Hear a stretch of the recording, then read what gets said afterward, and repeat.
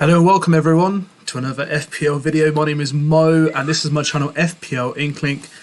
Welcome, and what we're going to do tonight is just going to go through live Q&A for Game Week 1, the selection of my team, and we're almost, I think, just over 2 days away, or actually under 2 days now before we submit our squad. So let's get that all up and running and let's be ready to kick off our season. So how is everyone?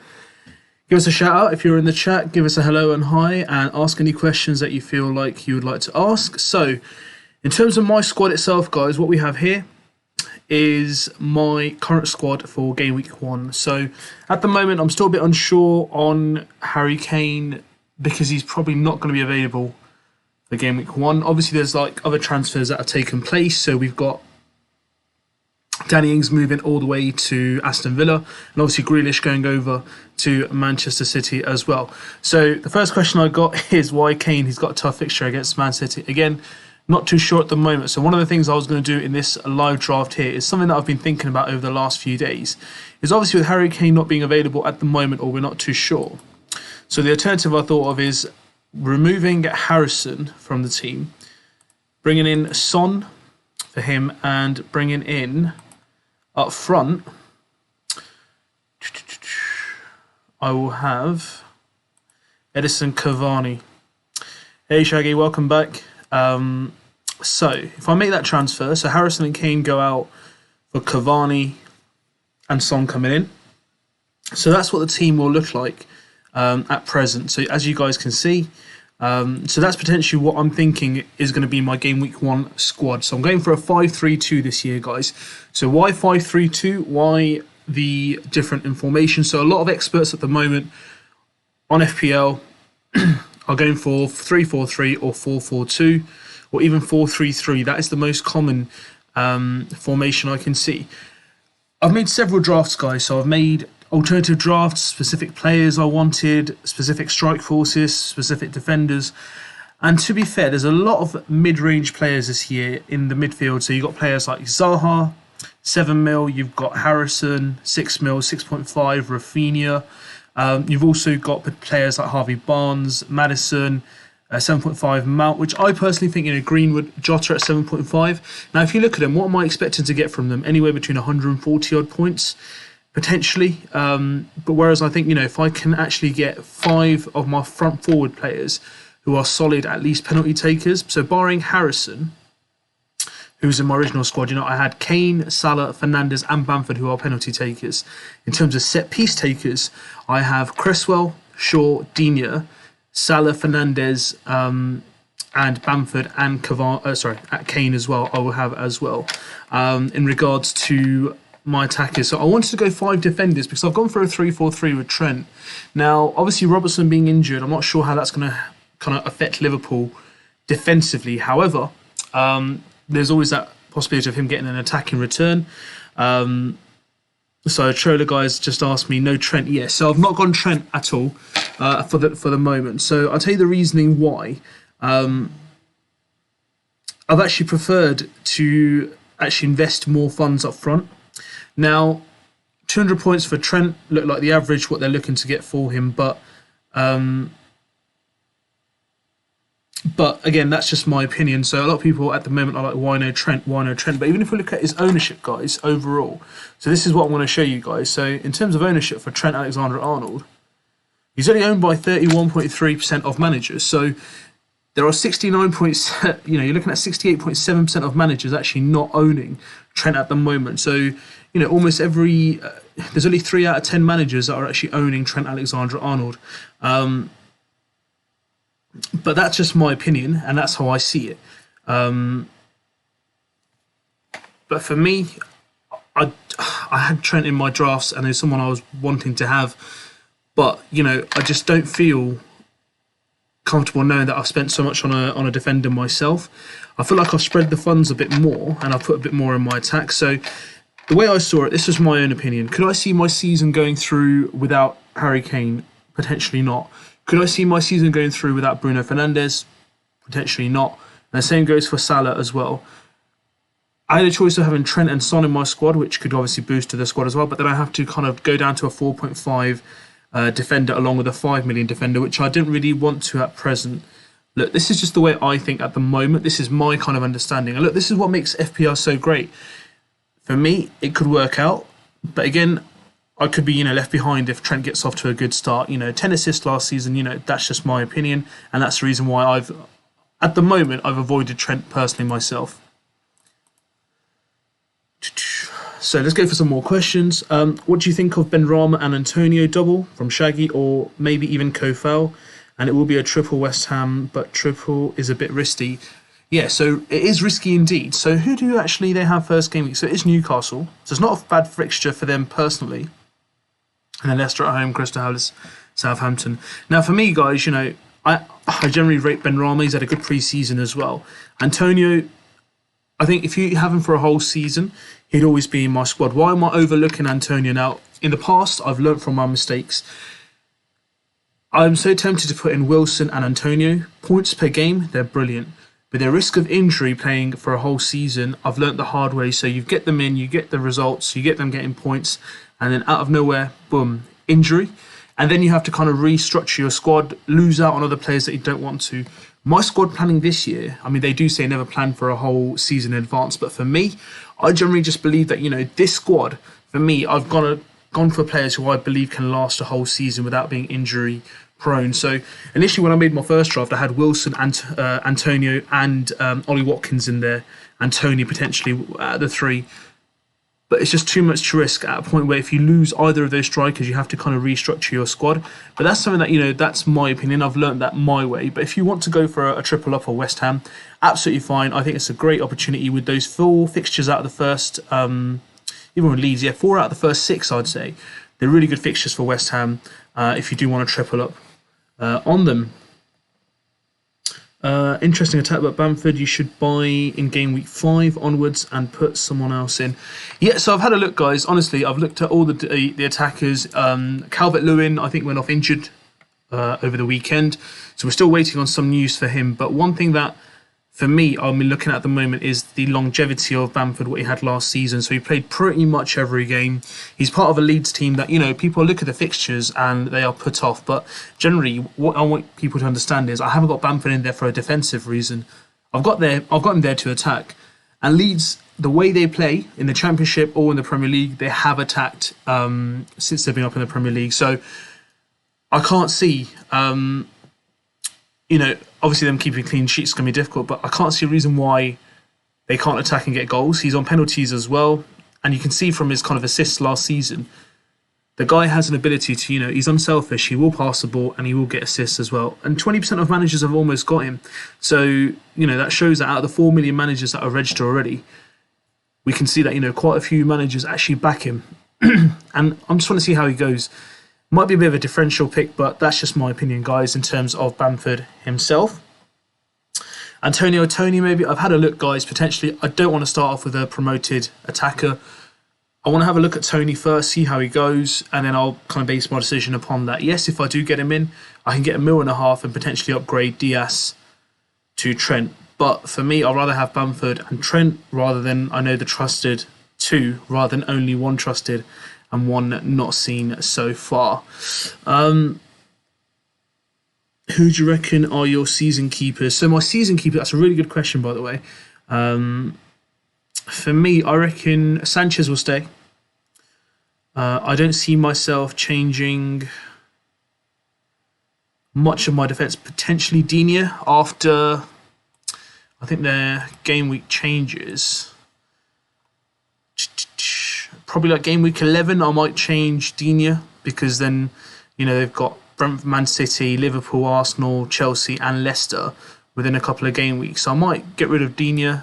But for season keepers for me, Sanchez for sure, Diaz for sure, Luke Shaw, Salah, Fernandes. Obviously I've got Son in here, but I'm going to have Harrison, Kane and Bamford are going to be my keepers. The only thing that I might change might be Ben White, Cresswell potentially, or Digne. Those are the 3 I'm looking at potentially changing. Another question I've got is from Troller, guys. So Antonio will probably switch from Bamford and I'll get in Ings for someone else. So that's a good shout.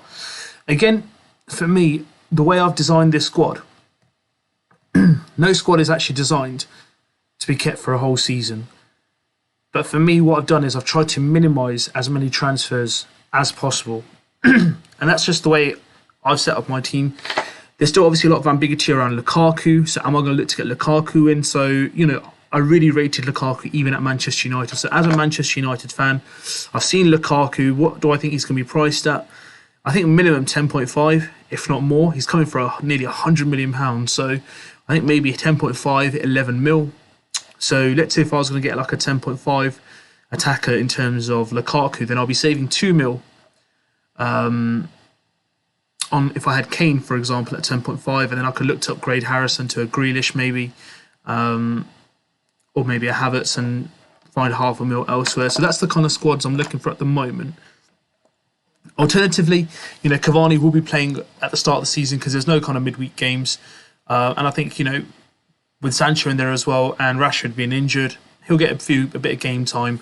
And he really did make the difference last season for Manchester United. Obviously with Bruno having a good pre-season, great free kick on the weekend, I do generally expect higher returns in terms of Manchester United from goal returns itself. So the fixtures are quite friendly, in my honest opinion. So you've got Leeds, Southampton, Wolves and Newcastle. So you can see that there's a nice sort of friendly 7-day gap. So there's enough time for him to recover and potentially bag some crucial points for United. So, let me know your thoughts. I mean, who are you kind of like looking at in terms of being your keepers? Drop me some comments. Let me know who you're looking to bring in. Who are your thoughts to potentially bring in after, your first couple of game weeks? What players are you looking at the moment? So, who are going to be your main keepers? Let me know. So another question is good advice on avoiding a promoted striker, but we use it to change Tony to Ings in my team. Thanks for that. But honestly, in terms of a new promoted striker, look, it's Brentford's first game at their new stadium in the Premier League, the 50th team to be promoted. There is no reason why they can't have a great game against Arsenal. However, what we need to be very understanding of is FPL. Usually a player can play really well on the pitch, but what you need to understand is, from an FPL point of view, will there be a great player? So the best example I can give you is N'Golo Kante. So for example, Kante is one of the best players in the world, in my opinion, in his position at the holding midfield. How much points will he actually gain in terms of being an FPL player? Not many. So it's not worth playing that 5.5 mil for a player like Kante, who may do a great job on the pitch. However, from an FPL point of view, not the best player to own. Same goes with James Milner, Henderson example. So they'll get the odd goal and assist here and there, but overall, from an FPL point of view, not a great option. However, if you look at players like, for example, Phil Foden, let's say Jota, Greenwood, they get a bit more attacking potential, 7 mil, 7.5 mil. Zaha, they get the chance to really shine and get those points. Now, the way I see it in here, I've got two centre-backs in here. So these two centre-backs of Diaz and White, for me, are going to be like my mainstays. And I think, lack of rotation's not going to be a problem for me in terms of the other three kind of wing backs as well. They will play most games in and out. In terms of Danny Ings, guys, at the moment I've seen a lot of people upgrade from Tony to Ings, or even from Wilson, Watkins. They've upgraded by £500,000 and gone for Danny Ings. I think Danny Ings is a great option. I've had him in my last 2 seasons of FPL, and when fit, absolutely incredible. He nearly got 200 points a couple of seasons ago. Let's have a look. On Danny Ings himself, Aston Villa. So yeah, he got 198 points 2 seasons ago with 22 goals and 2 assists. So it shows that this guy is someone, who can find the back of the net. He's on penalties. Yes, El Ghazi took a penalty on the weekend, but I can assure you when the Premier League starts, guys, he will be the guy who takes the penalties. And if he gets a full season, so around nearly 3,000 minutes or so, I think he'll hit 200 points again. So we'll have to wait and see around his fitness. Maybe Southampton overused him or didn't train him as well. We'll have to wait and see. But Danny Ings, guys, is a fantastic replacement. I'm not going to say for Grealish, but generally taking a player of the stature and ability of Grealish that he had at Villa. He was Mr. Villa, full stop. To have Danny Ings coming in and replacing and covering that kind of, position that's been left vacant for temporary measures, it's a great, great piece of business. And guys, let me know, how do you think a transfer of such nature was so quiet in this modern era with Twitter, social media, news media channels, everyone being, here and there, coverage on, transfers. How did this get away? What are your thoughts? Are you looking to bring him in? 25% of ownership, so he's got high ownership. And what also makes it very more interesting for Danny Ings is the first 3 fixtures: Watford, Newcastle, Brentford. He can have a banging start to the start of the season, a bit like DCL last season. Got off to a flyer, but then they do have some difficult fixtures ahead. But this is the thing about Danny Ings, guys. He's not playing as a defender. He's going to be the attacker. They will get chances, and this guy is clinical when it comes to finishing. So that's why I keep a lookout for him. He's on my radar. Why I haven't got him? I just want to go for Bamford. I just think Bamford didn't let me down last season. Ings had the injury concerns. Let's see how it goes. I could be kind of changing my mind after game week 1. If he bangs a hat-trick against Watford, but we'll wait and see. Let's not be too hasty. But that's just my preference. I want to choose Patrick Bamford for now. So I've got a trailer guy saying he's looking to get Lukaku straight away. To be fair, I don't blame you. I mean, with the talent or the abundance of talent that Chelsea have in the midfield, you've got Havertz, you've got Werner on one side, you've got Pulisic, plenty of talent in that midfield. Mount, he's going to get the service. Lukaku, the thing is, one thing I do want to say is, will he be back up with the pace of the Premier League? That's something I do want to see straight away. The Premier League is a very weird kind of a place to come and play football. I've seen some really, amazing footballers in the past who've come and struggled immediately. Yes, he's played there previously, but we'll have to see if he can get up to the pace of the Premier League. Can he really settle into the kind of the manager? Can he settle into the vision of the club? There's a lot to really take into consideration before we actually make his decision. So I may not go for him immediately. Let's say he's available from game week 1 for Chelsea, and he gets off to a good start. Potentially, I will look to bring him in. But let's have a look at some fixtures for Chelsea, because I don't have any Chelsea players in my squad. That's due to pretty much the fixtures at the start of the season. So let's say after Liverpool game week 3, they come back to Aston Villa, followed by Tottenham and Manchester City. Again, there's no reason why they can't get Lukaku to score. But, from game week 7 onwards is definitely when I'm going to consider Lukaku. That's my opinion, guys. By then, there might be a bit of a price rise. I'll probably see how Kane's settling into Man City. I might do play my wild card at that point. I'm not too sure at the moment. But for me, Lukaku, I'm probably going to judge. Probably after the Man City game, I'm going to make my decision on whether I want him in. He might not be scoring points or goals at that point, but I might be watching him and thinking, he's getting into good positions. He's finding some form. Now's the time to really drive him and bring him in. That's the reason why. So I've overlooked Chelsea for a very simple reason. It's because of those first fixtures. From 2nd of October, do not be surprised if I look to potentially change Diaz to Chilwell. Or I could downgrade to like a 5.5, like a Zuma or a James, and look to upgrade somewhere else in the field. But that's something that I'm looking at the moment. Or it could be I might look to bring in Havertz if they get off to a good start. So it's a lot to be seen at the moment. But that is generally the reason why I'm avoiding Chelsea, is because of those difficult fixtures, guys. And Lukaku, yes, he's an attacker, but I do want to see how he settles in and how he kind of takes it to the Premier League itself. Why Diaz over Cancelo? So how can I put this? Again, it's the rotation factor. So if we look at last season, and we go into Manchester City. So the difference of the points was just 4 points, but look at the number of minutes difference. So he played, in terms of Diaz, 2,843, and Cancelo played just around 2,300 minutes. So there's a difference of nearly 500 minutes of play. Yes, he's got 2 goals and 4 assists more, and there's only a 4 points difference. But for me, generally, I want the comfort of having a player who I know is going to start. And I want someone from Man City. Even John Stones, yes, he's been given a 5-year contract today. I'm not too sure. Is he going to be the regular one? Is he going to be rotated every so often with, maybe Laporte or Ake? We'll have to just wait and see. But for me, I just wanted to go Diaz because I've seen him play really well for Portugal during the Euros. And, I generally thought he had a really good season last season. So that's the reason why I've chosen Diaz as a centre-back. It's just more to do with the fact that I know he'll get more minutes in terms of playing in the Premier League itself. What do you think? Ziyech scored a double in pre-season. So honestly, I am one of the biggest fans of Ziyech. I had him in my squad last season. He had a really good game. I can't remember who it was against. He got like 17 points in that really mad season.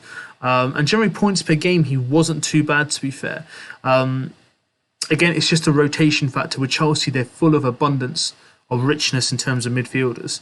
This is the only concern I have with Chelsea and Man City is the rotation and the lack of minutes. Again, it's not really much of a difference in points-wise. They probably catch up with the other players, but it's just the peace of mind of knowing that your player is going to start. And if he was nailed on to playing that position week in, week out, I can assure you Ziyech would definitely be in my midfield because I think I rate him that highly that he can get the results and he gets the points as well. And with that run after game week 7, which I showed you, if Ziyech is nailed on playing, I'm definitely bringing him in. I don't know at whose expense at the moment, but at that time I definitely will be looking to get Ziyech in. If he gets game time, and that run of fixtures that Chelsea do have might be a good chance to really grab some points immediately there. What do I think in terms of Lukaku? In FPL terms, I think Lukaku is an absolute machine in terms of FPL. He had an amazing Everton season a couple of years ago when I had him in my squad. Brilliant. I think he got like over 20 goals that season. So he's a really good pick, guys. When he does play, he plays well. Good penalty taker as well. So he got a clinical finish. At United, don't really hit it off, to be fair, guys. But we can't, overlook that part of the career. He's gone away to Italy and he's actually smashed it, to be fair. And he played well for Belgium in the Euros as well. We just have to wait and see, guys. In Chelsea, I think he'll suit it a bit more. Intellect play, he's a big guy, physique. And I think they'll need that kind of strong forward up front, especially after Giroud and Tammy Abraham not being part of them anymore. So I've got trailer guys saying Kane will probably stay at Tottenham. So, yeah, I mean, I don't know what's going on with Harry Kane at the moment, guys, but I can assure you the moment I find out if he's staying or going or if he plays, I'm having him back into my squad straight away. I want to play this season with Kane, Salah and Fernandes in my squad. Because I just think not having them in my squad will make it a nightmare for me. And I want to go differential, guys. I want to be different to other experts on the FPL forum or channels. Everyone's going for 3-4-3, 4-4-2, 4-3-3. It's about time someone chooses something different. This is something that I wanted to do. I wanted to play the arrow formation, 5-3-2. I've got 11 players on that team that I generally feel that are all very, very talented and they make me feel comfortable in terms of my starting 11. So that's the reason why, guys. Diaz, for example, if I can, potentially even, for 6 mil, who can I potentially look at in terms of a defender? Yes, there's Cancelo. But again, Cancelo, he might not even start, guys. That's the real problem. You've got Ben Chilwell. Again, rotation could be an issue with Alonso. So that's the 6 million defenders there. Let's go by price rather than points. Yeah, Azpilicueta, not really. 6.5 Van Dijk. Don't really have that half a mil, to be fair, guys. So, there is, who's that defender that everyone's going on about from Liverpool nowadays since yesterday, since they found out Robertson may be injured?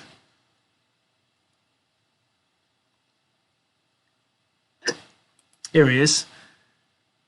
I don't even want to attempt to say that. Yeah, so this is the defender, guys, who people are looking at the moment in terms of a 4 mil. But again, because of Robertson's injury, I'm not entirely sure how long he's out for. It could be 3 weeks, could be 4 weeks, but there's an international break. So potentially a lot of people can play their wild card then. Now, this is someone who I'm watching. If he does start against Norwich, I may look to bring him in for Ben White just for a little bit. Because with the Liverpool fixtures, if they've got a 4 million defender in there, I can get a part of my 5 defenders at the back squad. I really want to... I just don't think I'll be able to not have him in my squad. So let's see if he does play. I'm going to give it an attempt, guys. Is it Simcas? So I'm doing a silent T. So that's just the attempt I'm going to make, guys. But this is someone who everyone is talking about on social media at the moment. So is this someone you're looking at? Let me know. He's got 9% ownership already. So you can see a lot of people have brought him in since that injury to Robertson yesterday. So so that's my team, guys. So let me know what your thoughts are. Do you like the squad? Is this something that you think you look at and go, that's not a bad squad? But this is just the game week 1. I mean, in game week 2, if I do have Kane available for Man City, it's going to be Norwich, to be fair. And looking at the fixtures for Man City, Norwich, Arsenal, Leicester, Southampton, I don't think they're too bad for Harry Kane, and he's going to be on penalties as well. So that's going to be something that I will be looking at taking the advantage of. You know, they've got Jack Grealish in there as well. I mean, alternatively, what I could do for game week 1, I've got Son in there because Son was another nightmare, guys, for me because I want to have him in my squad, but I just can't get all those players in one go. So let's say, for example, we bring in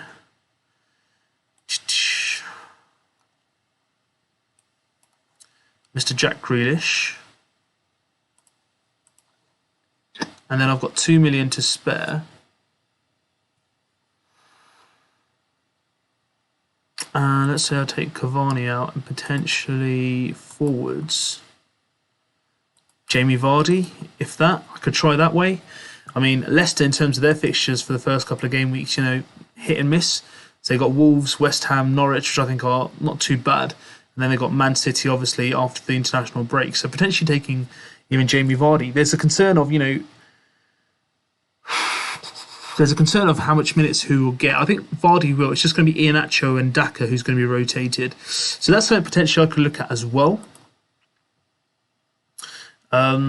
So, you know, I've had quite a few people, thank you, Shaggy, who said, you know, maybe I should consider Ings instead of Cavani. So that's a potential option, yep. I mean, I can go Ings instead of Cavani.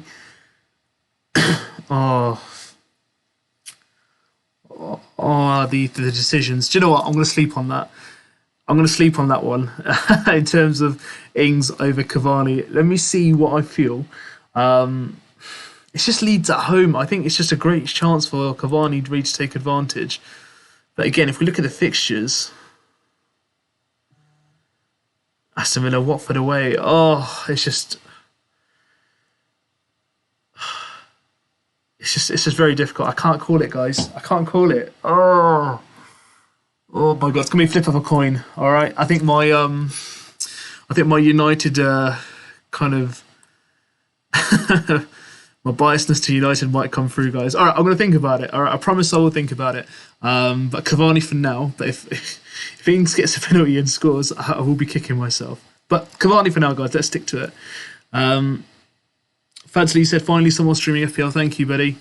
Cresswell or Ricardo Pereira? Guys, for me, Fazil, I'd say Cresswell for sure. I've got him in my squad. I think he's a really good player, proper underrated. I don't think he'll get as many points as last season, but 11 assists in a squad with David Moyes as manager. Good squad in there. I reckon he'll get a few more assists with the quality and talent. You know, Gerard Bowen, Souček, Antonio. Wow. They got some fire up there. If they can get Lingard back as well from Manchester United. Still a bit of time left in the transfer market. I don't see Lingard playing for United's first squad with Sancho's arrival. Let's see. Let's see. If he can get in, Cresswell for me, goody.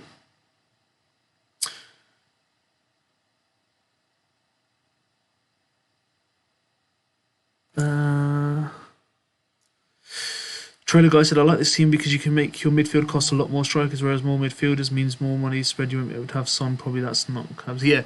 So again, yeah, I've taken Son for now, but I want to upgrade back to Kane for sure. That's something that I'm definitely going to bring into my team, guys. Cavani won't start. He's not even in Manchester and we'll have to quarantine. Exit decision. True. I mean, that's fine. I mean, I'm going to wait for the press conference of Ollie. And if Cavani's not in town and he's not going to be playing, then definitely Ings will come in, buddy. Shaggy said Cavani didn't play against Everton. No, he didn't actually, to be fair. But again, it's just the fact of Cavani itself. Let's see if he does or doesn't play. I'm going to wait for the decision, guys. If he's fit and ready to go, I'll have him in. But if not, let's just make this fun and final. If I get a confirmation that Cavani is available for the game, he will stay.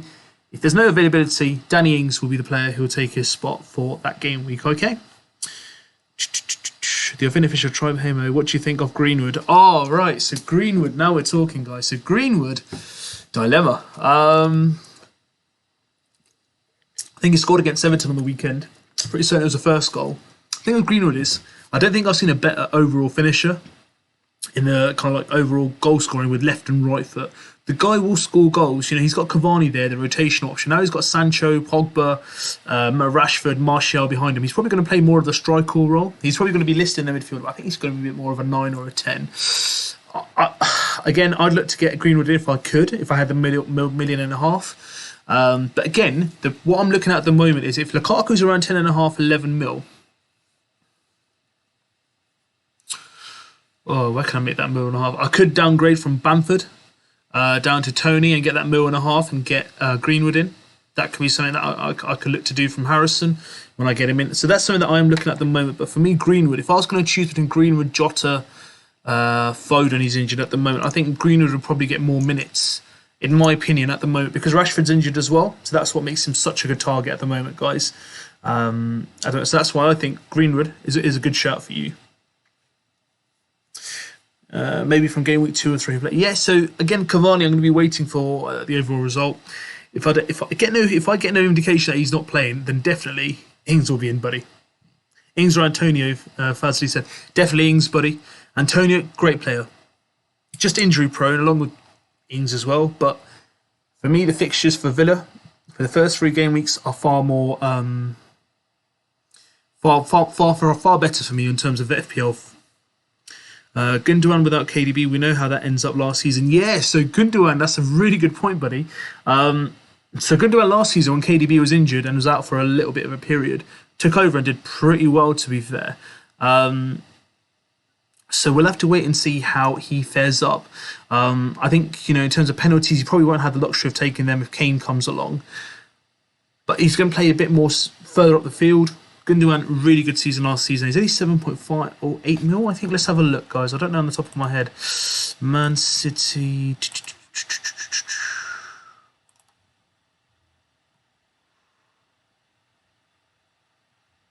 Gundogan, high scoring midfielder, by the way, 157 points, 7.5 mil. Why not? He looks like a good shout, to be fair. 7.5 mil. 7% of managers already got him. Might actually be a good shout, to be fair. I've not seen much of pre-season around him, but for 7.5 mil, don't think that's a bad shout whatsoever.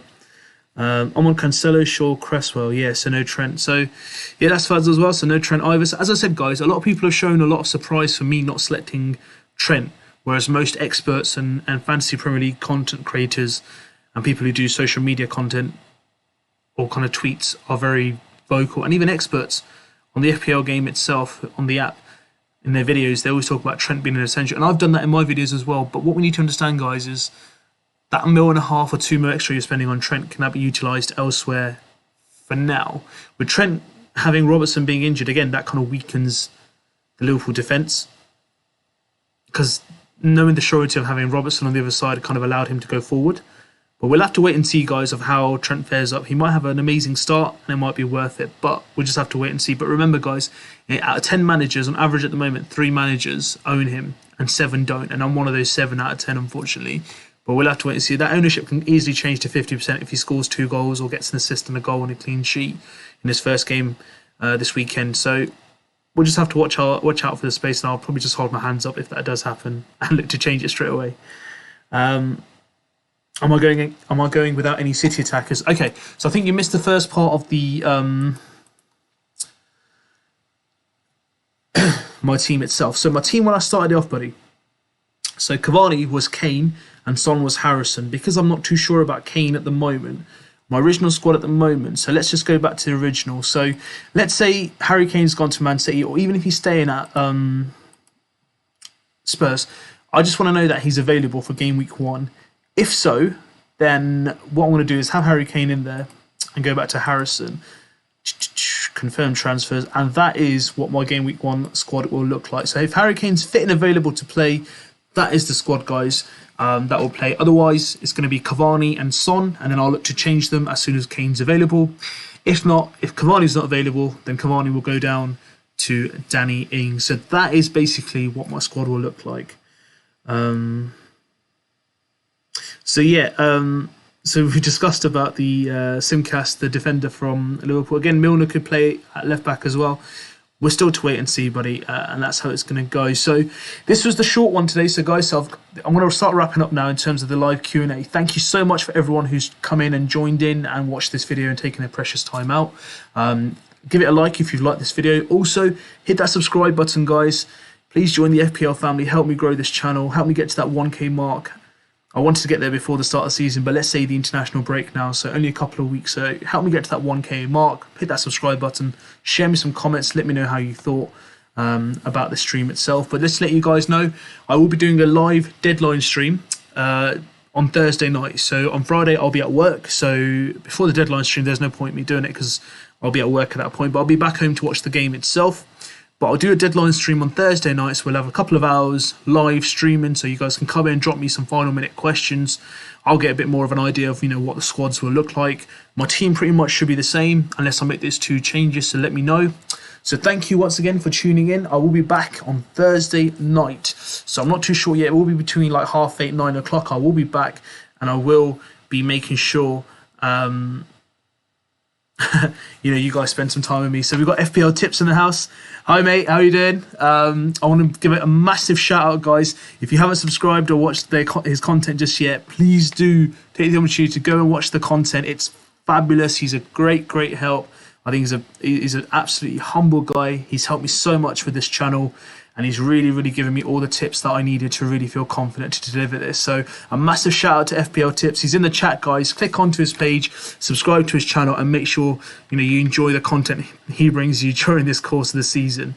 But yeah, feel free to look at his team as well. I've seen it. I'm looking forward to looking at his squad, seeing how he's doing. But yeah, guys, absolute pleasure. Thank you so much for all joining. Give me a thumbs up if you like it. Subscribe to FPL Inkling. And do you know what? Please stay safe, and I'll see you guys soon with some more content. Have a good evening, guys.